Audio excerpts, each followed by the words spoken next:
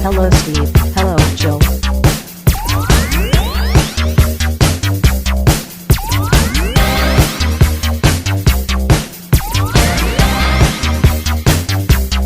It's time to game classy.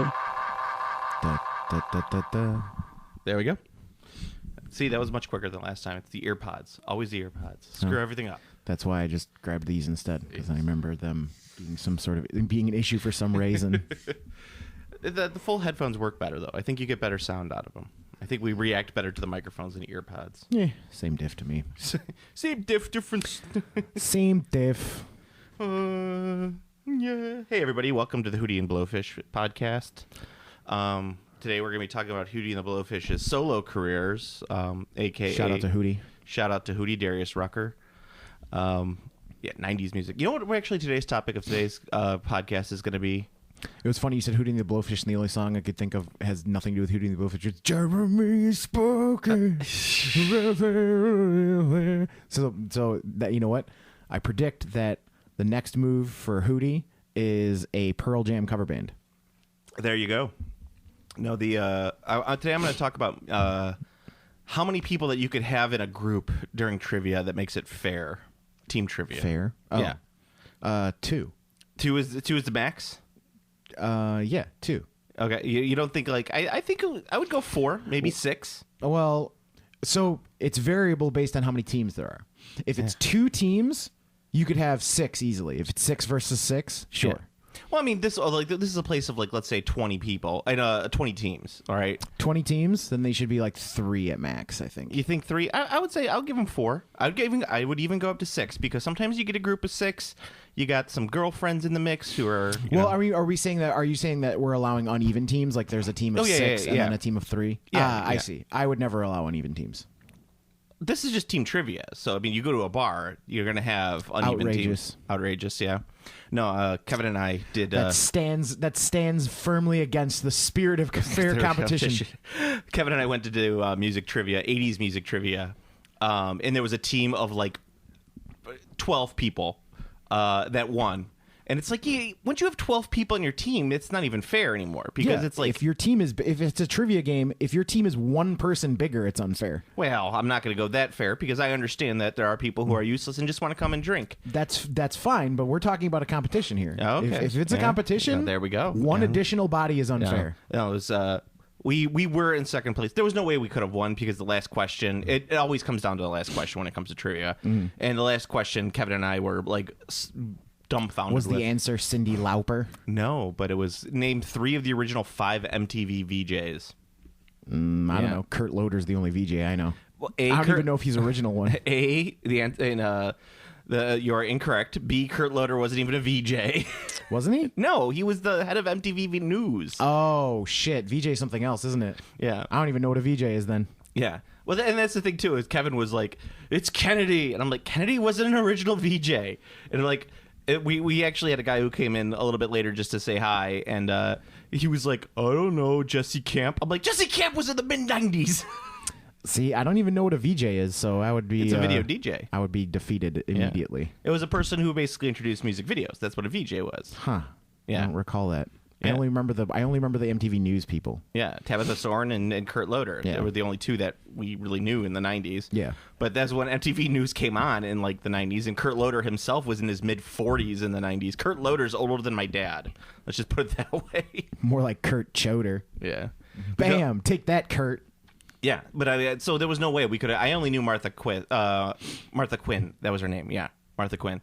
I didn't know any of the other ones, so I was like, that was a total. Quimby. That was a total blowout on our end. But still, I find it unfair to have a team of 12. Yeah, like I said, one additional person is unfair. And then we talked to the guy who, it's Dry City over in Wheaton, and Mick works there. Mick listens to the podcast, so hi, Mick. But he had nothing to do with the trivia because he's like 80s pop music. He's more of he's the metalhead. He's total. Yeah, I mean, I like. I guess it would have been alternative at the time 80s music, like the real synthy stuff, like Kraftwerk and whatnot. You like a lot of 80s music. You just don't like to admit usually that you enjoy. No, like Kraftwerk, anything synthy is good. Yeah, but you also like yacht rock. You like some Simon and so you like some Michael McDonald. I mean, in a way. Yeah, exactly. You like I some. mean, no one can resist the allure of pop music. Yeah, it's designed to impact your brain in a way that you cannot. you resist. love Hall & Oates. She's a man eater. Like, yes, there are music. There are songs I find enjoyable because it's a humorous thing, but I would never listen to them. If that makes sense. You listen to the Pet Shop Boys. I don't know what the Pet Shop Boys is. I bet you if I played the Pet Shop Boys, you'd be like, Give me a song. West End Girls. Is that the wait? See, I know you Wait, know it. hang on. Is that the one where it's like, no, that's not. I think that song was in Rock Band. I think. I don't know. You might be thinking of Uptown Girl by Maybe. Billy Joel. That might be it. Yeah. You also like Billy Joel. But see, who could resist Elton John's 80s hits? does he have any 80s hits? I'm Still Standing. I'm still standing. Literally don't know that song. That's a great song. It's great Elton John. I mean, that's fair. It's one of the literally few, have no idea what that song is. You though. like We Didn't Start the Fire by Billy Joel. Actually, I think that was 90s. But again, all of these things that are like that are music that I'd be like, nice. They're never anything that I'd listen to. Yeah. Like, But if they were on, I don't put you them on my would sing along. Spotify. You'd Yeah, sing well, yeah, along. of course. They're mostly because of film and television. Yeah. Because I mean, if you're a film and television fan, you're gonna like a lot more 80s tunes than average, I'd say. Yeah, I mean, I'm not a huge fan of 80s music in general, but I do know that there are some people that absolutely love Adam and the Ants and The fuck is Adam and the Ants? Adam and the Ants and The Cure. I mean, People love The Cure. I really like bands that are inspired by the 80s but didn't exist in the 80s, like Gunship and The Midnight and things like that. I'm a big fan of I like The Darkness. the new synth. I believe in a thing called Love is a banger. I will give you that one. for Everything sure. off Permission to Land is a banger. That song is really good, and it has one of the best music videos ever. When he just screams out guitar, and a guitar just floats from the heavens, Guitar! into his hands. I know it's a fantastic. Yeah. So I very much like synthy music. Actually, I was actually listening to some 80s synth anime music yesterday. It's just a bunch of like it's good stuff. Yeah, I'll give you. I like synthwave. You like synthwave? The wave of synth. Yeah, I'm. Retrowave. That's what it is. That's what it's called. That's the official name of the genre now. It's called retrowave. All right. I'm not gonna Like Satellite Young and Mitch Murder. Okay. Those are good stuff. There you go. I'm not a huge fan of all the too much synth. It's gotta have. I like a little. I don't like too much. It's like I like Aha. like The synth. Night Begins to Shine. Yes. I'm thinking like Aha, like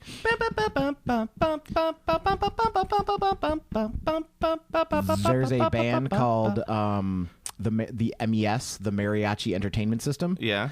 Their first album is just Nintendo game music. Oh, no. But wait, hang on. Hold on. But it's mariachi. So it's all 100%. It's an actual mariachi band. Their first album is just Nintendo music. However, their second album, they went into covers, and they have a terrific cover of "Take on Me." Well, okay. I always wanted to start a Me First and Gimme Gimme's cover band. So Me First and the Gimme Gimmes. No, that was thinking of the Front Bottoms. no. Anybody who knows Me First and the Gimme Gimmes will laugh at the idea of a Me First and the Gimme Gimmes cover band because they are legitimately just a cover band. Very good. They're like a cover band who made it big. Yeah, however, I always think that you can't be a cover band unless you A, commit to one band that you're covering, and B, you have to have a clever pun based off one of their songs. Oh, I think you could be. I think no, because then you're a tribute band. I think there's a distinction between a cover and a tribute band. Yeah. I think if you're exclusively one thing, like if you're like a Journey cover band, you're a Journey tribute band. Well, yeah, I think that's more of a.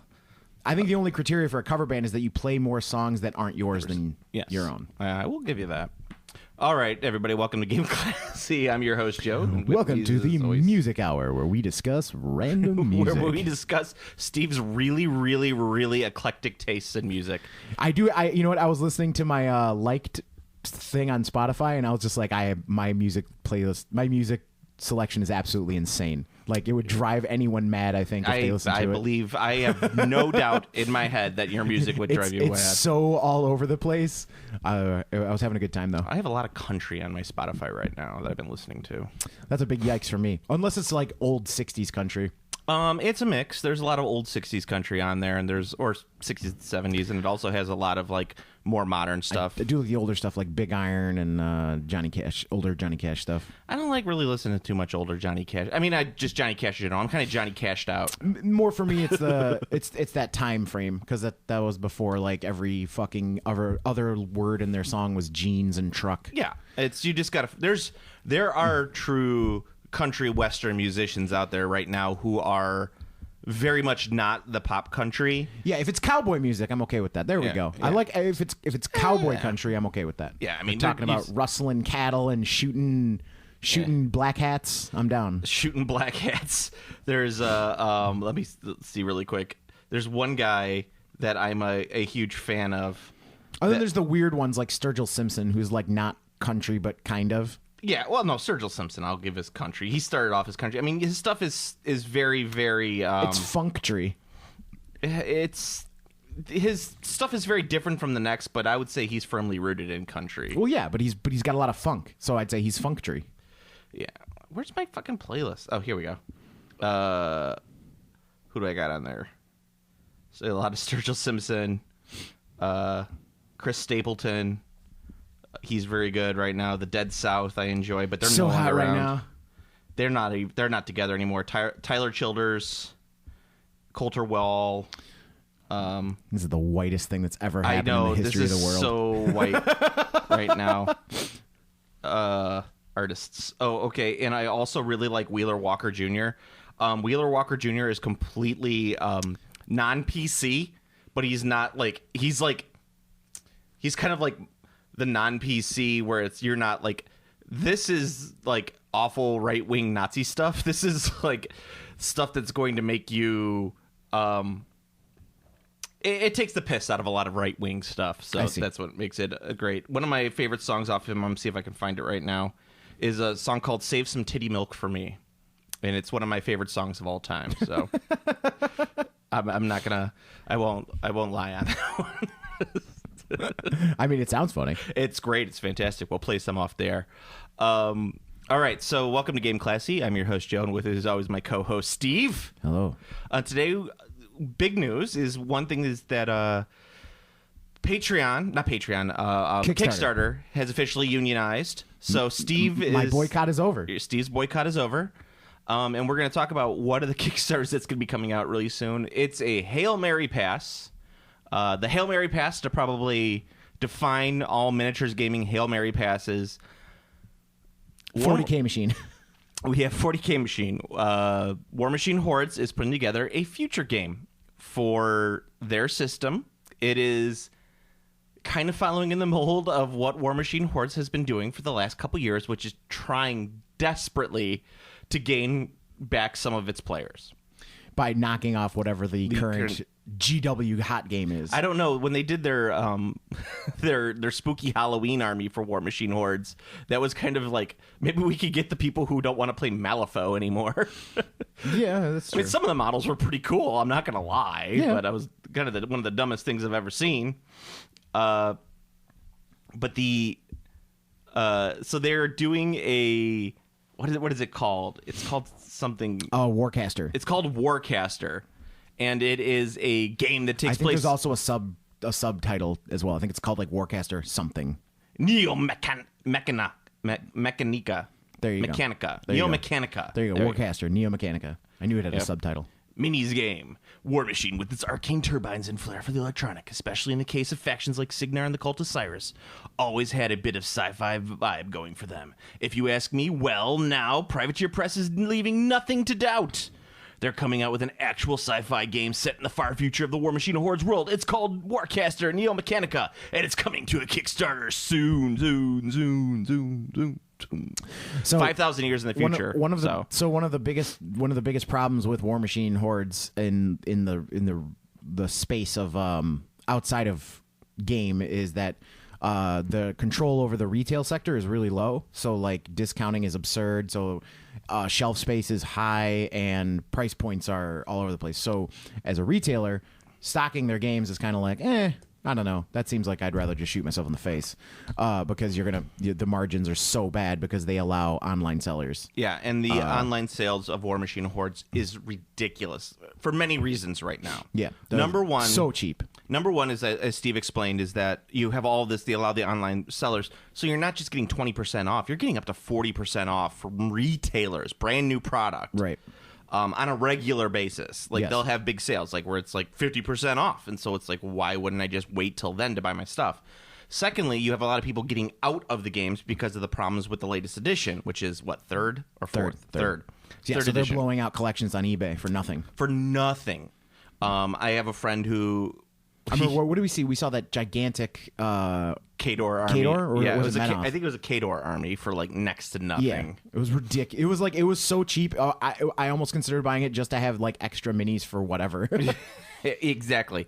And then, so I have a friend who had a collection of War Machine Hordes, and he was talking about how he was going to buy a 3D printer once he was able to sell his War Machine Hordes collection. Good luck. And I was like, "You're never going to sell that. You should have sold that 2 years ago." Yeah. And Little late. maybe you would have made some money. Yeah, a off little of late. it. It's a little late for it. So you have all of that coming in from the secondary market as well, priced dirt cheap. And if you really want to play War Machine Hordes, and it's something that I'm kind of trying to get myself more into a thought of, is that you don't need a fuck ton of stuff. You should really only have... No, you just find the best lists. Yeah, you find the best list, and you build your army around however many figures you need for that specific list. Yeah, you don't need to collect a vast array of stuff. No. You don't. And there's like people who are like magnetizing their warjacks, and it's like, why are you magnetizing your best warjacks? choice. You could get another warjack for like nothing. There's also a best choice already. Yeah. Like, the drill hand is the best version of this warjack. Don't bother taking the other one. Yeah. And that's the problem right there. So not only that, but you also have the fact that it's a failing game. So not any new stores aren't gonna cover it, aren't gonna hold it. And as we've already talked about, a store, if there's gonna be a game store, they make all their money off Magic. We've said that before. And if they do make a lot of money off minis, it's Games Workshop. Yeah. Well, and you don't make any money. You don't make any money off minis. You generally do not. But you will have 1 to 2 store games that you have. So most of the time, it's either 40K, as we've talked about, and a lot of times it's Star Wars. People like carrying the Fantasy Flight. However, that's another thing we're going to talk about with Fantasy Flight going I on. only play Star Wars games. You have their Star Wars games, so they'll carry Legion or X-Wing. Legion is pretty popular right now. I see a lot of stores that'll just carry Legion or whatever, or maybe it's War Machine Hordes. But the thing is that you have to have an established play in your area of what you want to cover. War Machine has a fuck ton of SKUs. Like you and I were just talking about that. The SKU load is higher than any other game out there. Other game, and they're not just like blisters. They have full-on boxes for SKUs. Yep. Which is ridiculous because they move to like that plastic resiny stuff, that Rastic, whatever. I don't know what that exactly is that they use. Rustic. Yeah. So they have like boxes of that stuff. It takes up a ton of shelf space. And not only that, you have what? Crix, Menoth, Kador, what's the... You're never going to be able to list them all because there's like 5 more sub-factions that have been released that are their own thing. Yeah, you have the Signar. You have the game is more than double-digit factions. It's just like there's you have the significantly more than like initial double digits. Yeah, the elves, the machines. So that's like what, 7 for War Machine? Maybe I'm missing 1. There's more than that. There's a full faction. Mercenaries. There's a full faction for the dwarves. Yeah, but it's all under mercenaries though. There's a full faction that's like a weird, like Renaissance-y looking group of guys. That's their own thing. Yeah. Then you've got like the spooky Halloween boys. Yeah, but they're hordes though. Yes. I'm just saying total factions because I mean making a distinction between War Machine Hordes at this point irrelevant. It's one giant game. So if we want to do that, then you got the Troll Bloods. You have the crazy vampire guys. You have minions. I'll look up because there's so many factions in that game. Yeah, I mean you have close to 20 factions in that game, which is ridiculous to have 20 factions. It's not ridiculous until you look at the size of all the factions. I mean, most of the factions are still pretty big. Well, what I'm saying is that you have all these sub factions. I'll lump them all into either mercenaries or minions. Well, the thing is that they don't actually combine. So like there are things like there's a new release that's like they're like these like Templary looking dudes. They're like technically like lore wise they're a Menoth sub faction. Yeah. But you can't use them in the Menoth army. They're their own army. Yeah. Well, yeah. But I'm just going with the bigger things. We can nitpick later on that. But those sub factions have a huge like skew wise have enough to be a faction. Yeah, I get what you're saying.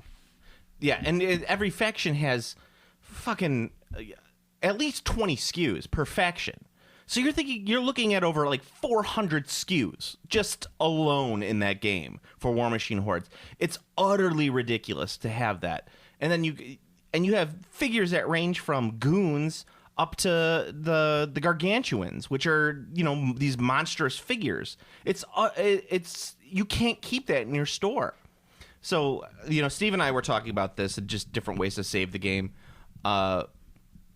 There's no way. First of all, there's no way to save it. That's the most important part here. I think what we kind of decided on is there's absolutely no way to save the game unless you nuke everything and you have to restart from the ground up. You literally keep the IP and then you just discontinue everything, kind of like what they did with End Times. Just like all Warhammer Fantasy was gone. That's all that happened with this game. Is Warmachine hordes completely gone. You just say like Signar created a bomb and it blew up everything. So not counting any of the little sub dealies, there are 15 factions in that game. Yeah, I was saying it's close to 20. That's absurd. Yeah. There's 20 factions, but I think what makes it worse than having 15 factions is 15 factions with about 20 skews each. Sometimes more. But sometimes, yeah, definitely like Khador more. Khador has like a massive range. And the other thing too is so much of that stuff sucks. Yeah, so you never use it. Yeah. So that's what I'm saying. Discontinue literally everything. Nuke it from the ground, nuke it from orbit just to make sure, and then just start over from scratch and just come up with a way. And I was talking with Steve about this in that I think a good way of doing it is kind of the Age of Sigmar approach, where it's like you create a faction. Like, okay, so my personal way of saying it was doing it warband style, and Steve had a different idea on that, but it's basically you buy a warband that has a warcaster, a warjack, and maybe some goons, or maybe 2 warjacks and some goons, or whatever. It doesn't matter, but you have that kind of subby, like a Shadespire-esque warband that's worth a certain amount of points. So you say that we're playing a 3 warband game, you'll put 3 warbands in your army, and that's what you're playing. So you could do a 1 warband game, a 2 warband game where you're doing that. So it would work a little bit like Warhammer Underworld's multiplayer game, but it wouldn't have a board or anything like that. It'd be a straight up minis game.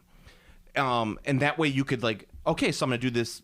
We'll do Khador just because I know Khador better than most of them. You were having a Sorsha warband. Okay, so you have Sorsha, you have Kodiak in there, and then you have like 2 or 3 other goons in there. They could be newer sculpts of the older stuff, and people could still play the warband with their old minis if they so choose to, but it would be a new sculpt, everything would be new, compiled into one box, and that's what you would play with. And that's the way that you would be able to get new people into the game, because they would be able to get everything that they would need in like 2 or 3 boxes, and B, you'd be able to keep some older people into the game because they would be able to use their older figures. I would say that with the new stuff, you probably get some new cards or something like that the older players could maybe buy later or download or something like that. They're done with the cards. Yeah. And I think that's smart. I think that's a smart idea cards is a constant in-print thing. Just never going to work. If you update the rules of your game, you can't have a always in-print card thing. You can have a limited release like Age of Sigmar does. When a new faction comes out, they release that like little pack of cards that are only done that one time, and they don't ever come back because they get updated and changed, and obviously the cards don't change. But they're a nice resource to have when you start. But Age of Sigmar also has a well-supported app that has the most updated war scrolls. The fact that they do not have that for 40K is mind-boggling. It's pretty interesting they don't have it for 40K. They keep on talking about it that they're going to do it for 40K. My feeling is there's just so much shit for 40K. It's also probably more complicated. Yeah, and the army building is more complicated Yes. for sure. I mean, even I have War Scroll for. Well, also, doesn't 40K still have the like you pay points per model per equipment choice on them per too? gubbin. Yeah, so like that's the thing. Age of Sigmar doesn't have that. Age of Sigmar is like you have 6 guys. These are their weapons. Yeah. Well, I use Battle Scribe, which is a fairly good army builder. I've never had a problem with Battle Scribe, so I recommend that for pretty much anybody who's playing. If you play a 40K game, you can. Well, Battle Scribe is good for just about anything, but 40. If you're playing 40K or 30K or whatever else have you, I would say it's a fair comparison on that one. But that's what you do for Warmachine Hordes. I mean, you could do it with an updated. They have the app. Yeah. They switched to that already. They said that we're not doing new cards. Everything's on the app. Like that's the way they're setting it up. But I say the biggest thing is you have to eliminate all of your SKUs 100% all the way down. Just nuke it, and then sit on that IP for a couple years. Maybe do some stuff like what's ironically what Games Workshop did was by putting out Total War, and then everybody's like, "Hey, I like this Warhammer Fantasy game. You think I could play?" Oh no, there's this. Oh no, what happened to the scale? Oh no. From what I understand, though, the Warmachine Hordes video game did not go over very well. No, well, you got to have a good game. That's Ba-dum-bum. that's why. I'll be the first to admit there's not a lot of good fantasy games, Warhammer fantasy games. However, they've been doing much better. Vermintide's really good. Vermintide is very good. Total War, obviously. Total War, but they have a lot of shit mobile games too. Oh yeah. Well, the mobile game. I mean, mobile games are shit. Like Vermintide's a mobile. Vermintide start off as a mobile game, or was that? No, Vermintide's always been PC or console. It's Left 4 Dead. It's first person. I mean, that's the key too. If you want to make a super good Warhammer game, it's not hard. You just take a game series that already exists that is good, and you skin it with Warhammer. Yeah, exactly. That's what happened with Total War and Vermintide. It's fucking Left 4 Dead. And I always like that's the big joke. And the other one, I mean, it's mediocre because the game itself is mediocre, but Chaos Bane is the Diablo reskin for Warhammer. Yeah. And like it's fine. The problem is Diablo just isn't a good game. Yeah. People just really remember playing a lot and liking Diablo 2. But like when Diablo 3 came out and there was all those issues. Diablo Canyon 2, why can't you be like Diablo Canyon 1? Yeah, kind of. But yeah, that's the joke is like one day we will convince Steve to play Total War and we will never see him again. I'll actually like I'll use my spinnerets to like web up the door here and just like cover up the windows and just create my web and just play my nest. Yeah. You'll turn into Cetra the Undying. Yes, that'll be me. Cetra does not kneel. Yeah. I said, and my thing is you bust in and I just look at you and light comes out of my mouth and you melt. Well, I always say the best part of Total War are the memes that you can make out of Total War. The Bretonnians are the best, 100%. A bunch of Franchies. But yeah, But what you do is you increase the Warmachine Hordes IP, and that way you get people who are willing to play it. Dawn of War also did massive. Oh yeah, man, Dawn of War was, and that was not actually a reskin. That was just a good RTS. Yeah, I want to say that Dawn of War single-handedly saved 40K. Yeah, brought more players into 40K. Definitely juiced the player base, or at least people willing to try it. Yeah. So I mean, like the tabletop simulator is great, but these games that give you the slight feel, just enough of the feel of the tabletop game, is gonna make it people want to play the tabletop game so much more. Yeah. The thing that's funny too is Age of Sigmar would actually like I didn't like Dawn of War 2. I didn't play Dawn of War 3, but I've heard mixed things about it. But I didn't like Dawn of War 2 because it was mostly like Company of Heroes, which that's not what I wanted out of Dawn of War. I wanted base building and like you wanted StarCraft. I wanted Dawn of War. Yeah, I wanted Dawn of War. But I actually think it's unfortunate that THQ went belly up because I actually think the Company of Heroes design would be actually perfect for Age of Sigmar. Because Age of Sigmar is where you have a bunch of a bunch of individual characters doing cool shit together would be like perfect. That'd be like, mwah. Oh, and they did. Speaking of Warhammer video games, there's the Shadespire game on Steam on early access now. Yeah, I saw that. I'm kind of waiting to see how they're going to do it. So far the reviews are quite good. I've read it. So it has its own.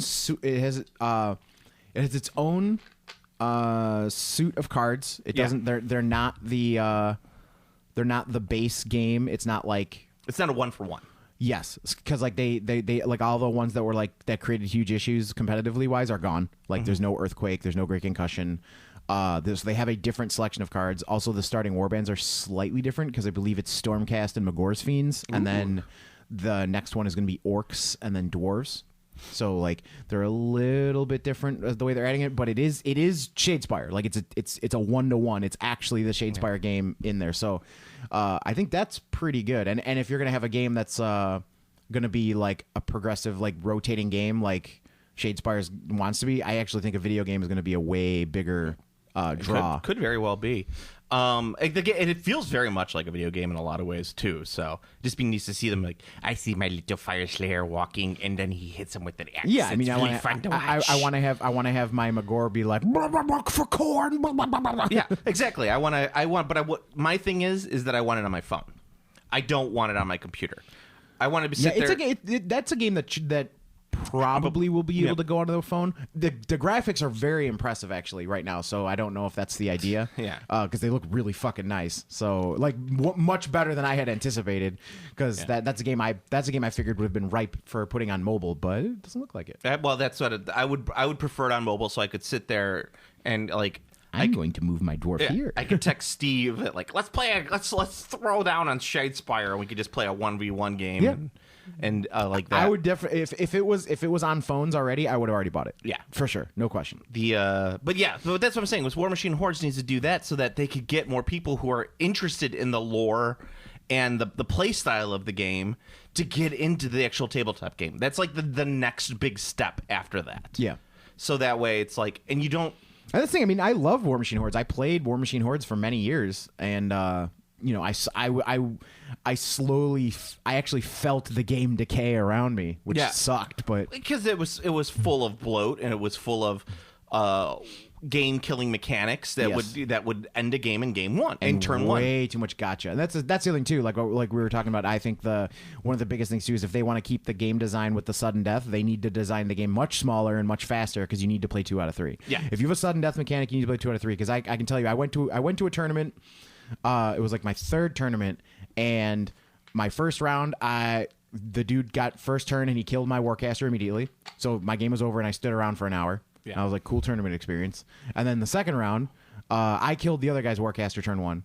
And then I stood around for an hour. And I was like, cool tournament experience. Like, it sucked both ways. Like, it sucked when I won immediately, and it also sucked when I lost immediately because the majority of my time at that tournament, out of all the rounds of the tournament, the majority of what I was doing at the tournament was not playing in the game. Yeah.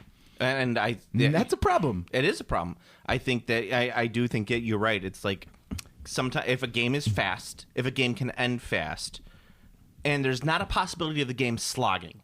Yeah, you know what I'm saying? You have to make it quick. You have to make it quick because talking about like Shadespire, it's like Shadespire can go fast, Shadespire can slog, and the people can slow play Shadespire to the point which is why you need chess clocks for Shadespire. You need chess clocks. You absolutely need chess because the only way Shadespire actually is slow is if one person just stalls. Well, and it's not that they even stall. It's just that they have like what's it called? Analysis paralysis. Analysis paralysis. That's what I'm saying. Like they I don't mean intentionally stall. I meant stall intentionally or otherwise. Like if they're sitting there flicking through their cards, like trying to think of what to do, and they're taking 20 minutes for their turn. That's a stall. That's like in Magic. That's cheating. Like you would get DQ'd for that. So that's the other thing too. They need to either have to have that's.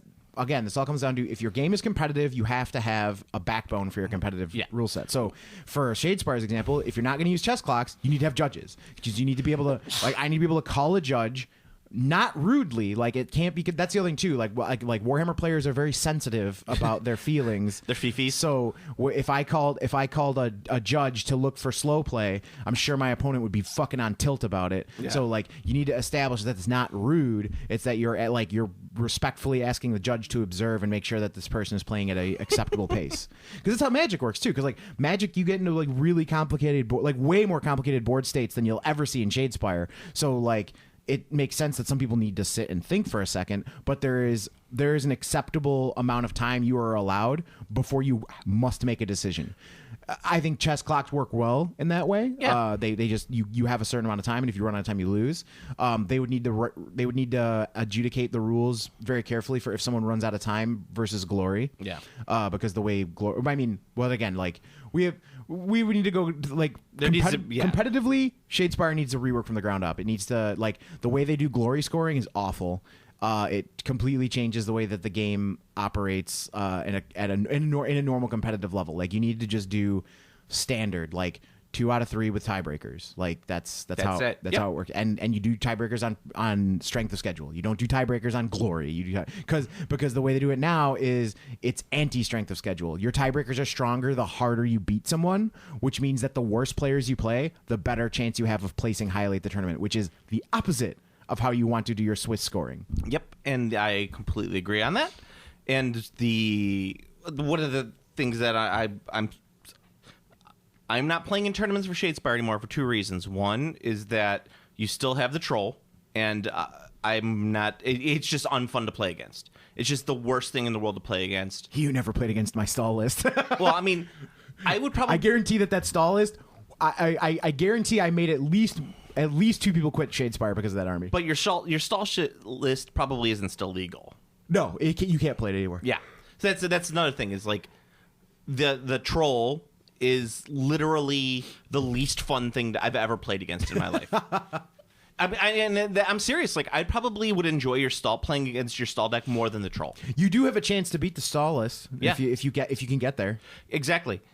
The problem is that the troll's awful, and the second thing was I'm not playing at this other place because the tournament organizer played in the game and stalled so long that the second game didn't start until when the third game was supposed to start.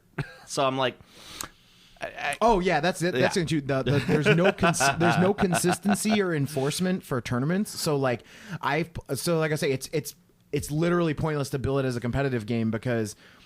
You'll go to 5 tournaments and they'll have 5 completely different rule sets. There's no standardization. So there needs to be standardization. Oh, this one's best of 1. All right. Total glory. Like I know we got on the Shadespire thing, but I mean awful. that goes back to what we were saying with Warmachine Hordes is that you have to rework the system.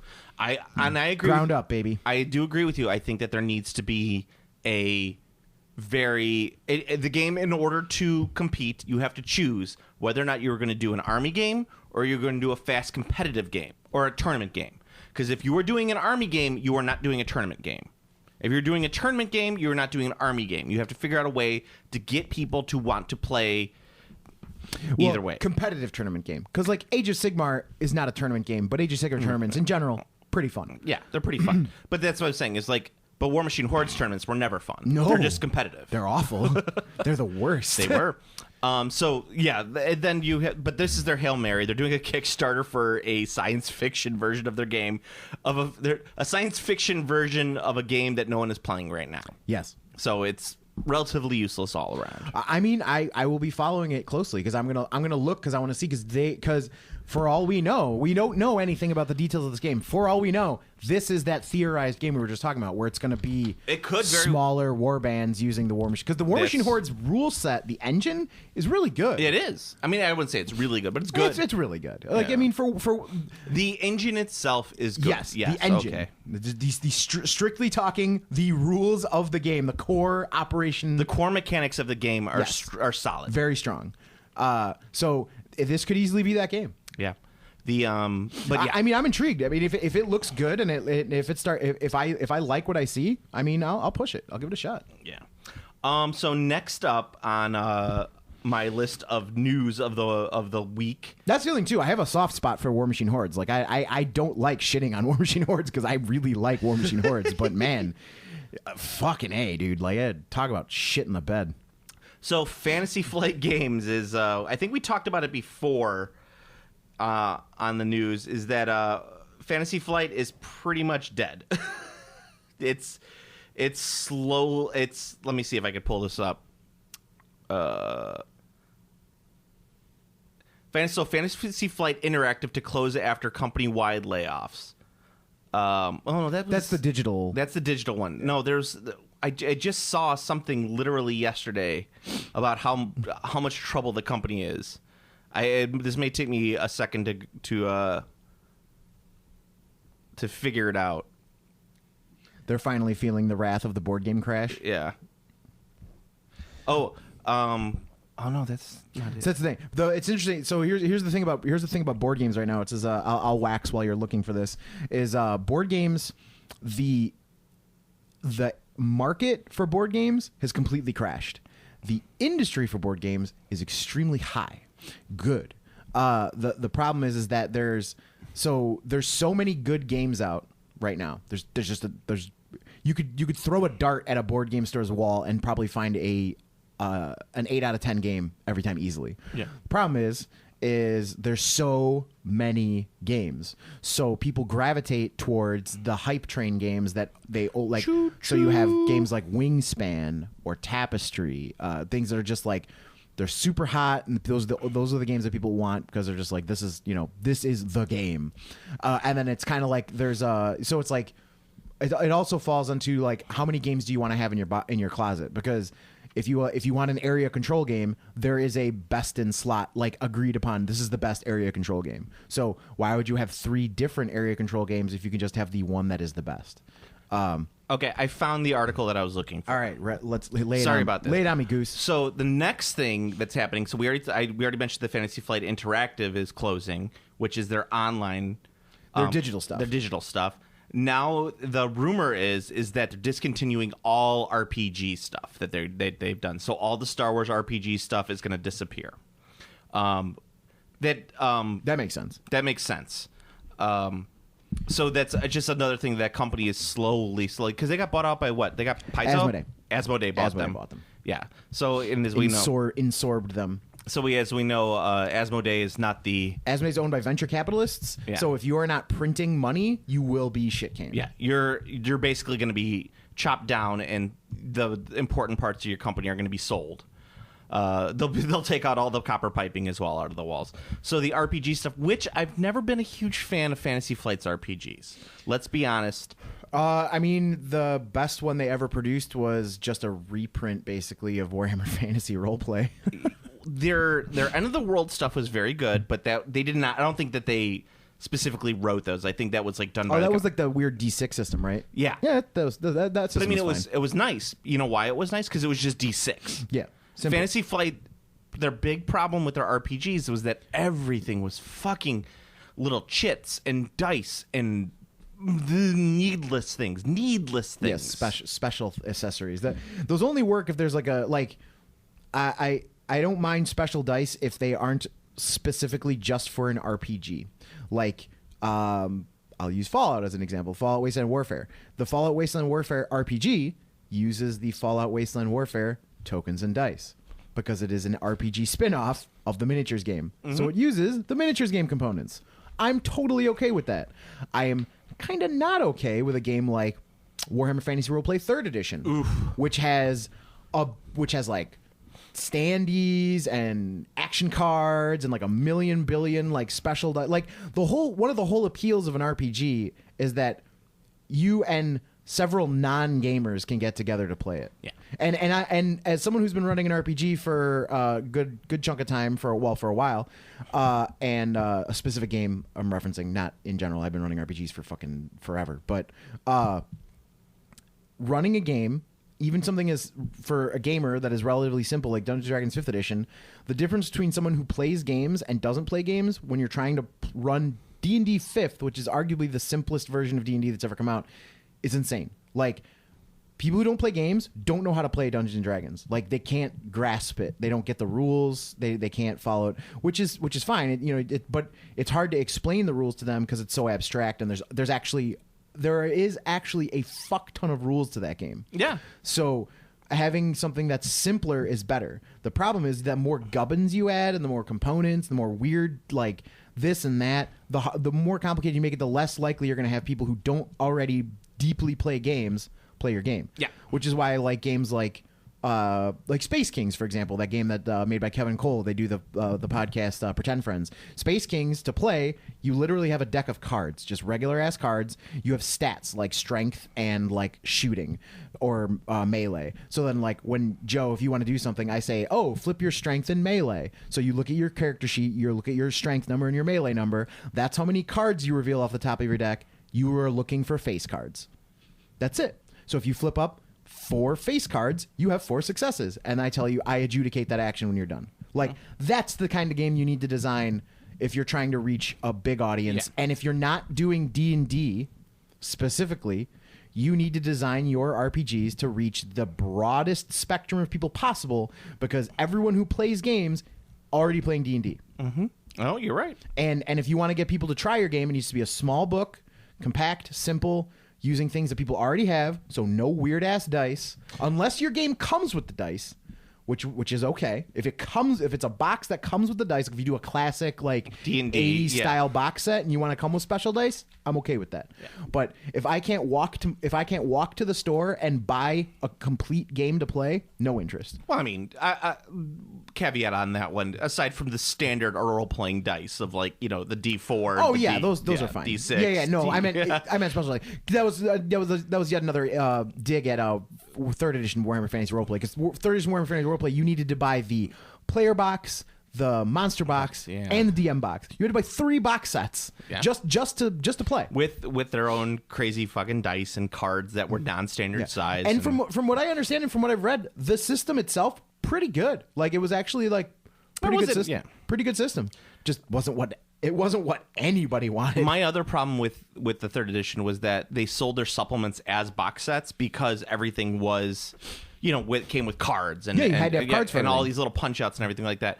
So it's not like I could just buy like Shadows over Bovenhagen and it would be like a book that I would be able to slot on my shelf. No, it was a whole box set. So it was like really hard to store and display and do all this other stuff with, because it was in a shitty box that would crumple when someone touched it. It wasn't like even good material. Yeah. Like it wasn't like a D&D box where it was like like really strong box with a cover on it. It was just like a crumply box. But yeah, so Fantasy Flight is right now also I think they've canceled every living card game they've ever had except for L5R. Yeah. Which I don't even know if anyone's playing. Yeah. From what I understand, L5R Fantasy Flight went over like a wet fart, but I did not follow too much, to be honest. Yeah. So they have right now the 2 big things that they're still supporting are X-Wing and Legion. Sexwing and Legion. And if you liked X-Wing but you don't like the current X-Wing, you should play the Battlestar Galactica game from Ares, because it is X-Wing but good. Plus, you can do that. Yeah, my only problem with that is that like it's like, all right, you have 4 ships to choose from. The game's about tactics and pilots. It's not about the various ships. Tactics and pilots, sir. It is. It's because you have like the pilots matter a lot more than an X-Wing, and the ships actually move like fucking spaceships. So you can move your ship forward on the board and turn it 90 degrees to fire to that direction. Yeah, because they actually move like they're have momentum. Fucking space. Yeah. They're not goddamn like that's the thing pisses me off. Like I actually like the rule set for X-Wing for biplanes, because that's what it's fucking made for. It's made for the reason your X-Wing handles like the fucking World War I Red Baron biplane is because that's the rules it's using. That's the engine. The engine is for biplanes, so it's a very sensical Wings of Glory. Yeah, very sensical rule set when you're playing with the biplanes. And you're like, oh, okay, yeah, I get it, because that's how fucking biplanes operate. That's what we should do. We'll sign up for the X-Wing tournament. And just bring Wings of Glory. Bring Wings of Glory, but we dress as like World War I pilots with like the big scarf. Yes, and the big goggles. Yeah. Hello, sir. I'm here to play in the tournament. What? What do you mean I cannot use my biplanes? I will challenge you to fisticuffs. All right. So your X-Wing is going up against my sap with camel. My fucker is ready to take you down. The Fokker was a really good plane. Well, whatever. Yeah, so that was the other thing on that. Some other stuff that I just other gaming news is they did the New York Toy Fair this weekend. So there was just some stuff that was revealed for fantasy. They have the new Underworld's Warband is previewed, which is the Morgox Crushers. the fact that it's called Morgok makes me think of Moorcock. So they will now be Nice. called Moorcock's Crushers. They're just 3 iron. You get 3 Iron Jaws brutes. So they look kind of boring to play, but whatever. Some people really like orcs. So or Oryx, as they're called now. Yeah, Oryx. Yeah. Yeah, Oryx. Something that I thought was interesting is they're actually releasing 3 new big box store games. Straight up. They're updated versions of. Isn't Adeptus Titanicus one of them or something like that? No, they're doing a Rise of Orcs, which is I think it looks like Space Marine Heroes. I'm not 100% sure on that. It might be an expansion on that. They got Crypt Hunters, which is a fantasy version of Blackstone Fortress. It looks like it's playing exactly the same, but it has the same figures that they've been repurposing, the same like Stormcasts with bows that they've been chain rasps that they've been repurposing over and over and over again on that. And they also are doing Blitz Bowl Season 2, which is just an update on Blitz Bowl, which is fun. Which is the faster Blood Bowl, I believe. Yeah, it's a smaller version of Blood Bowl, which is so there's a lot better scores on there. And they are doing another Space Marine action figure. Oh, and the Morgok Crushers models are fucking dope as shit. They are cool. I mean, They're they just very look like cool looking. orcs to me. Well, yeah, I mean, orcs are cool. Yeah, they're doing another Space Marine action figure, which when I found out the price of the first Space Marine action figure, I was like, who the fuck is going to buy this thing? You know very little about the action figure market. I am aware of that. But I'm still, it's like, man, there's nothing, I would not pay that much for this. I mean, even if I like Space Marines that much, I probably wouldn't pay that much for it. This one's from McFarlane, though, so it's going to be cheap. You think it's going to be cheaper? Yeah. That'd be nice. Oh, Because no, the it's first gonna one be was cheap. from Bandai, right? Yeah. So the first one's from Bandai, which means it has a billion points of articulation, a ton of like accessories, and like the fingers probably move and shit like that.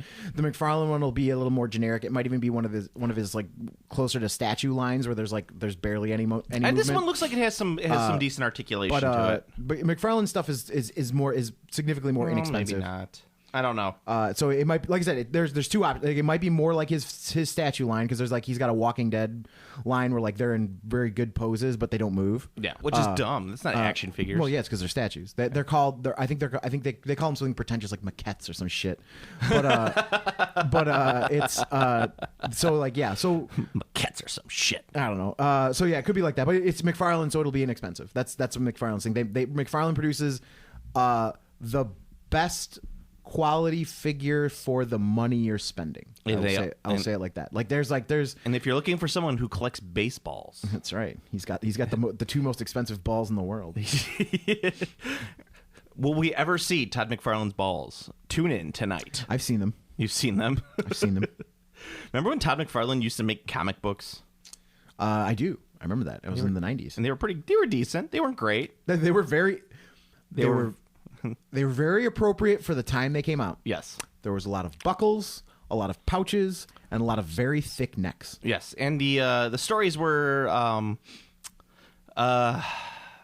Edgy, like I the 90s. wouldn't say no. I mean, I would say that there was a lot of inappropriate things in there for at least considered nowadays. It's like that thing where we always talk about, like how 80s movies you can't watch them through a modern lens because everything is just date rape.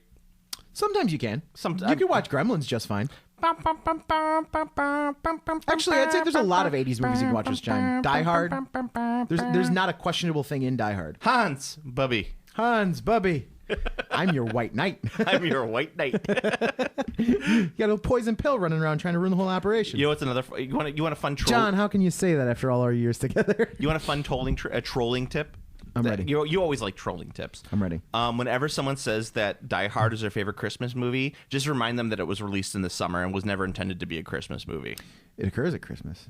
I know it That's really does, it. but if you want to troll someone who's doing that see. online, you just say like, it was never intended to be a Christmas movie. It's a summer movie. It's a blockbuster. I don't do the whole like Die Hard Christmas thing anymore because like back when I called Die Hard a Christmas movie, and this is gonna be my like hipster moment. Like no one that was not like a meme that spread when social media was a thing. Like people were because it was more like it wasn't like a. Oh, it's a Christmas movie. It was more just like you'd say that to someone and they'd sit and they'd think for a second. They'd be like, oh, it does happen at Christmas. It was a fun, jovial. Like, we did watch it at Christmas time. My dad and I watch Die Hard every year at Christmas. That was one of the things we did. It's not a Christmas movie, but like when you said it to someone, it was supposed to be like a fun little like, yeah, it's a Christmas movie. And then they think about it and they go, oh, that's right, it was Christmas. Ho ho ho. And now I have a machine gun. Duh. So like that's the whole reason. That's why I don't engage with it anymore, because now it's just like did you know Die Hard was a Christmas movie? That's what I'm saying. Is if you wanna troll those people, just say. You know how you troll them even more sufficient than that? You just say, no, it's not. You just say no. Nah. That's true. It's not. That's the hammer. That's not the finesse. I you know what? These days we only have the hammer. We only have the hammer. We have the hammer, we have the sickle. We have nothing else. Good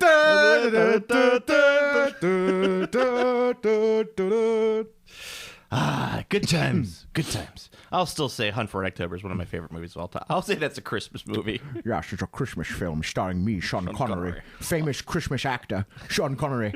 All my films are Christmas films. But yeah, that's the thing. Like, a film and like the whole like argument of what is a Christmas movie is like so fucking stupid. It's like there's a clear line. Christmas film. Is it occurring at Christmas? Does not make it a Christmas movie. Is it about the holiday spirit, or something along those lines? That's what makes it a Christmas movie. Yeah. So like A Christmas Carol. Technically, there's very little like Christmas happening in A Christmas Carol. There's the Cratchit family having their Christmas meal, but like as far as the actual story of that goes, it's not. It's mostly it's a film occurring at Christmas. Like Die Hard is a film occurring at Christmas. However, the theme and the message of A Christmas Carol is Christmas. Okay. It's about the holiday. It's about I was wondering where you were going with this, but I get what it's you're doing about here. the spirit of giving. It's about reflecting upon yourself, realizing you're a piece of shit, and going, hey, you know what? I don't have to be a piece of shit forever. I can change. That is a Christmas movie. It's got the heart of Christmas.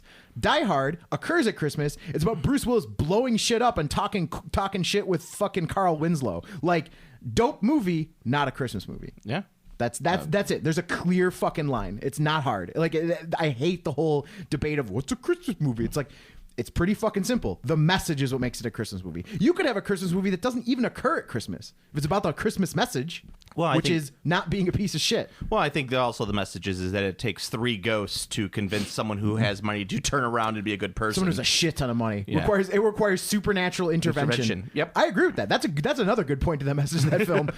Just like Scrooged. Yep. Well, I mean, Scrooge is just a Christmas Carol. Well, but yeah. But yes. yeah. I mean, but it's a perfect more modern update, because he's a modern rich person. Yeah. Because people don't. And that's the other thing too. People don't understand what rich, like, this is the thing I was looking at. I was reading an article about how people don't regular humans don't understand wealth, and they don't understand it conceptually, because it's so hard to understand like what differences in money actually means for like lives and people's empathy and the way things work, and like just the way people perceive the world. And so like they don't understand when they think of like George Washington, they think of like, you know, the Delaware River and all this stuff, but like George Washington's wealth adjusted for inflation, I think, was $525 billion. Yeah, it's which ridiculous. means George Washington, in equivalent at his time, was richer than Jeff Bezos. Yeah. Like, think about that. Like, if you have a hard time conceptualizing how money works, George Washington was worth more in his time than Jeff Bezos is. Yeah. I mean, I'll put the caveat on there that this was pre-industrial revolution and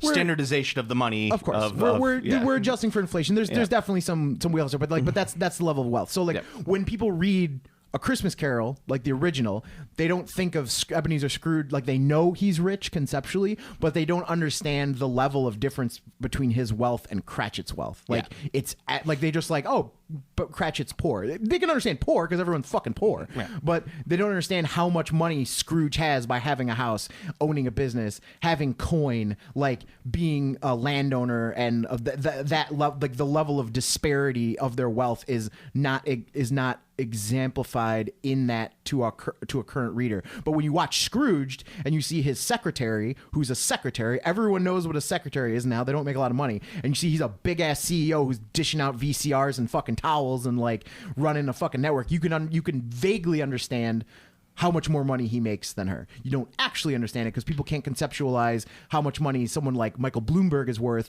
versus someone like Bernie Sanders, because they're trying to say, like, you know, Bernie Sanders owns 3 houses. Yeah. Look at the wealth difference when you like actually numbered. Like, look at the wealth difference between Sanders. He's wealthy. He wrote a best-selling book which made him a millionaire, and he has 3 houses, which are not impressive houses, by the way. No, like I could technically own a second house if I wanted to. Yeah, if you look at his, not going if to, you look but at his I second house is a goddamn box. Like, it's a small cabin. But when you look at that, like what he has, and you can look at it on like a like a visualized graph between him and Bloomberg, like how much they own. That's a thing that can help you understand like wealth disparity. Like I read something you could make if you made it was fucking absurd. It was like if you made $70,000 an hour and you started working from 1 AD to now, you would just now be earning what like Bloomberg is worth or something like that. It was an absolutely absurd number, and the person who was talking about it was like, I couldn't believe that would be right, and then I looked at it and did the math, and I was like, holy fuck, it's right. If you started on the day they started building the pyramids, and you decided to do nothing but save, and you worked every hour and made $10,000 an hour for 4,395 years, however long it's been since the inception of the pyramid, you would still be worth like 5% of what a billionaire is. Like what an average billionaire in the United States makes. It's ridiculous. Yeah. So like that's exactly the point of a Christmas movie. And if you made that much money, you'd then be able to afford a 40K army. It's true. No, a second 40K army. No, you'd be able to afford a Forge World army. A Forge World army. Yes, there we go. But that thing, that's an important aspect of what makes a Christmas movie is understanding how deep of a divide between Scrooge and Cratchit there is important to understand how important the message of Scrooge changing and recognizing the error essentially of his ways. the spirit of any Christmas movie is about you is about you recognizing the importance of the season. However, every Christmas movie I've ever seen, I always kind of relate to the beforehand guy where it's just like, leave me the fuck alone. I have seasonal depression and I do not want to fucking deal with people right now. That's fair. But it's about friends and or family, and then like giving. That's the spirit. That's it. That's what it is. And then, you know, so like perfect example, movie like Bad Santa. Absolutely not a Christmas movie. Very funny, occurs at Christmas. Not a Christmas movie. It's about a fucking dude robbing a department store. Oh, when are we gonna write our movie about robbing the game store? We're gonna write a movie about like robbing a game store for magic cards. That happens a lot, actually. I know it happens a lot, but I would like to see the heist movie where like 5 guys like try to create like this Ocean's 11 style heist. The MTG heist. Yeah, the MTG heist, where they're trying to steal like, you know, like there's $250,000 worth of magic cards in this store. How are we going to get them so that it can't be traced back to us? And then it gets to them getting to the store, and a guy just throws throws a brick through the window and just walks in. That'd be pretty funny. Yeah. Like they get like the movie's majority like a setup character development, and then like the big plan scene, and then they just smash a window and walk in. Well, so I think there would have to be like multiple parts of the movie. It'd be about so you have a guy who. Okay, so here's the plot of the movie. You have a man who's like a pro Magic player. He's not like your top 5 or whatever else have you, but he's definitely made some money on the Magic tournament, right?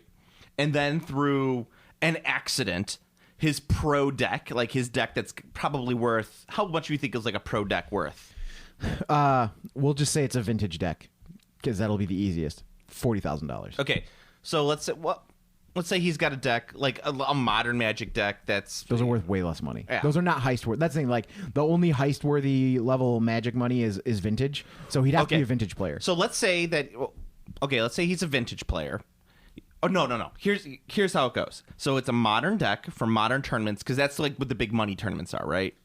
What are the big money tournaments? I mean, the average deck cost for a competitive Magic deck at all times revolves to between $600 to $2,000. Okay, let's say that. Like it's a $2,000 deck, right?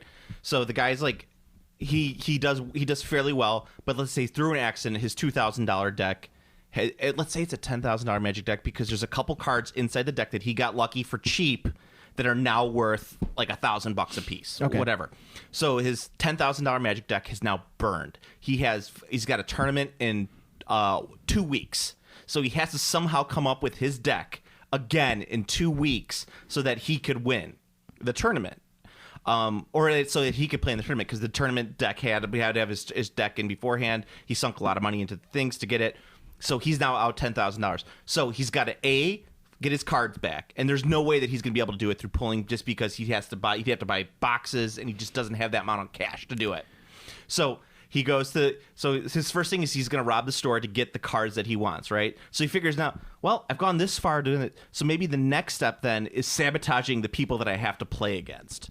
So he goes through and he gets people to steal specific cards out of people's decks, or replace them with shitty cards and things like that, or something like that. It just doesn't work. It's because if you're a pro player and that happens to you, you just ask a store to give you the cards, and you're like, hey, can I get these cards for this tournament? And they'd be like, sure, and then they just give it to you, and they'd be like, give me like 5% of your prize money. Okay. Yeah, there's really no story there. I just want to the heist story, the heist angle, totally viable, but the origin story doesn't work. Yeah, you have to have something else. You have to have another. The problem. Reason. I think the best reason is just a bunch of fucking poor dweeby nerds who just want to steal some cards. Well, and that's the thing too, is like inevitably those movies are about how it all falls apart in the end. Yes. So easy, because there's only one Black Lotus and there's 5 thieves.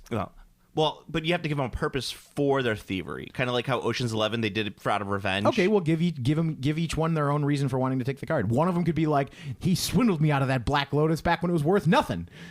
So there you go. Maybe it's just a shitty. The heist ringleader is an older guy who traded the Black Lotus to the store when it was worth for a Shivan Dragon. That's perfect, because when the Shivan Dragon was the most expensive Magic card, it was $50, and at that time the Black Lotus was like 10. So he's gonna say that he's like, oh, I traded my Black Lotus for a Shivan Dragon from the store. No, because that means that player or that guy just made a bad trade. But he's after revenge. But that doesn't we're not trying to justify the thieves. No, I want to justify the thieves. Here's the thing, and you'll appreciate. Okay, then this just too. make the store owner a dickbag. The store owner is a dickbag. Yeah, because everyone could agree. I'm not gonna say say the store. Then just say the store owner swiped a bunch of the cards. Just say yeah, he swiped card. He swiped those cards. I got it. Here's how it goes: is that it was a vintage Magic collection. The dude stole it when they were both players and sold the cards to open his store. He stole the one guy's card collection and then sold the collection to open his store. And he still has, but he didn't sell the Black Lotus. It's still in the store on display, like Black Lotus. His prized Black Lotus. His prized Black Lotus that he's had since the beginning. And he knows that it was the guy's cards. Like he stole it, and the other guy. Yes. Yeah. Oh, see, now we're onto something here. So, and it's like, no, we can't just make this like. Because he'll still get the insurance money or something like that. Like we got to totally destroy this man from the top down, and it's a bunch of people who got burned by this guy in one way or another. Yes, like that's good. I like it. Yeah. Writing bounce checks to them and stuff. There's actually a couple game stores I know we could take inspiration from on this. Like one guy works for a distributor and he's gotten fucked out of this guy. I like it. Yeah, I like it. Yeah, so that's the movie right now. So it's all about a shitty game store owner and how we're gonna just a dick bag. Yeah, I like it. I'm a fan. Like this guy specifically went through and like he pulled magic, like he resealed Magic cards. Oh, resealed the packs with an iron. Remember that guy who used to do that? Yeah, we do know.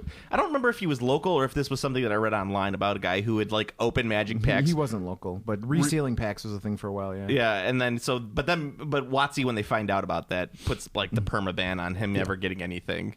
So. That's always a benefit on that. They bring the hammer down. Yeah. So he just has like really shitty business practices like that. Like he reseals packs. I like it. Swindles the kids. He buys up cards that have like the white the white chipping around the outside of the black borders. Gives the kid. He's like, I was like, oh yeah, I mean that's just a Charizard. That's an older card, kid. Why don't you just take this new Pikachu because it's really cool. He's like, well, this Pikachu is shiny, and it's a first edition Charizard, and he's like. Yeah, just swindling the children. He takes like a magic marker and goes over the black borders just to make sure that it looks like it's pristine. Do you know what I'm talking about? Yes, perfect. Yeah, yes, he alters the white borders of his unlimited cards to make them look like beta.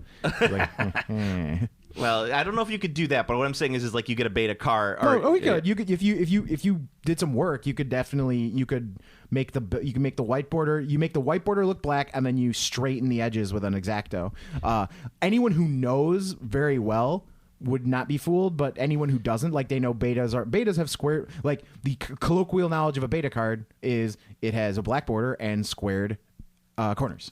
Yeah. So you cut the rounded corners of the unlimited card off, and you make the white border black. Suddenly, it looks like you have a beta card.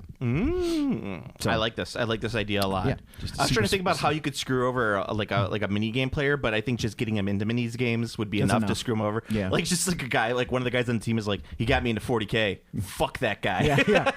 He sold me a 40K starter set. Fuck that guy. And then you know what? And in that scene, when he's on the phone making that statement, we have to have like the 6 IKEA display cases full of 40K models. Oh, that'd be good. Yeah. All right, everybody. Because that would be a good throwaway gag. That very like a He's select just people angry. would get. Yeah.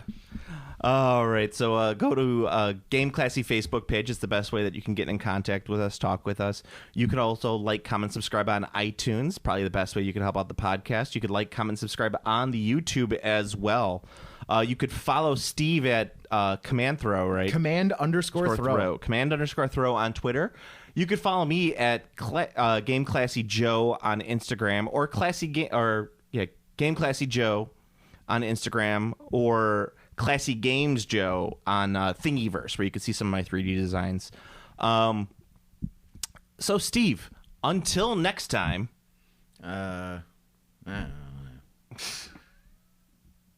Game Classy.